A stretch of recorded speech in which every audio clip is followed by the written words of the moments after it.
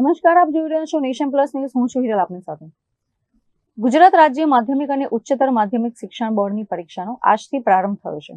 વડોદરામાં પરીક્ષાના પ્રથમ દિવસે માત્ર સત્તાધારી પક્ષ જ નહીં પરંતુ વિપક્ષ દ્વારા પણ વિદ્યાર્થીઓનો ઉત્સાહ વધારવા માટે પરીક્ષા કેન્દ્ર પર પહોંચ્યું હતું. બોર્ડની પરીક્ષા એટલે વિદ્યાર્થીઓના જીવનનો એક મહત્વનો પડાવ.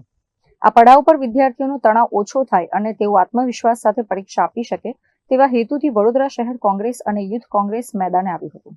આજે વડોદરા શહેર કોંગ્રેસ પ્રમુખ ઋત્વિજ જોશી, વડોદરા શહેર યુથ કોંગ્રેસ પ્રમુખ પવન ગુપ્તા સહિત કોંગ્રેસના આગેવાનો અને યુથ કોંગ્રેસના કાર્યકરો પરીક્ષા કેન્દ્ર પર પહોંચ્યા હતા, જેમના દ્વારા વિદ્યાર્થીઓને પેન અને ચોકલેટ આપીને તેમના ઉજ્જવળ ભવિષ્ય માટેની શુભકામનાઓ પાઠવવામાં આવી હતી. સમગ્ર રાજ્યના અંદર ગુજરાત બોર્ડની એક્ઝામની શરૂઆત થઈ ગઈ છે.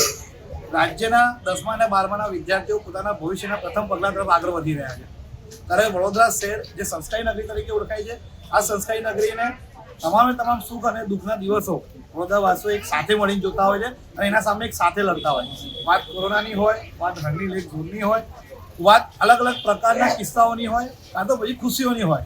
શિવજીની સવારી હોય તો પણ વડોદરાવાસી સાથે હોય છે અને કોઈક દુઃખદ ઘટના હોય તો વડોદરાવાસીઓ સાથે હોય છે. એટલે જ વડોદરા શહેરને સંસ્કારી નગરી તરીકે ઓળખાય છે.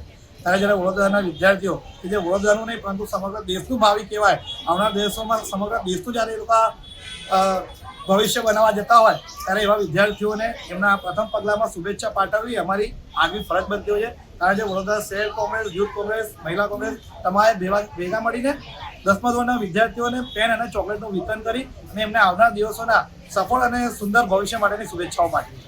કેમેરામેન નવનીત પરમાર સાથે Chirag Patel, nation plus news, Vadodara. સમાચારોના સતત અપડેટ મેળવવા માટે અમારી નેશન પ્લસ ન્યૂઝની યુટ્યુબ ચેનલને સબસ્ક્રાઇબ કરો, બેલ આઇકન દબાવો અને જોડાયેલા રહો ફેસબુક, ઇન્સ્ટાગ્રામ અને ટ્વિટર પર.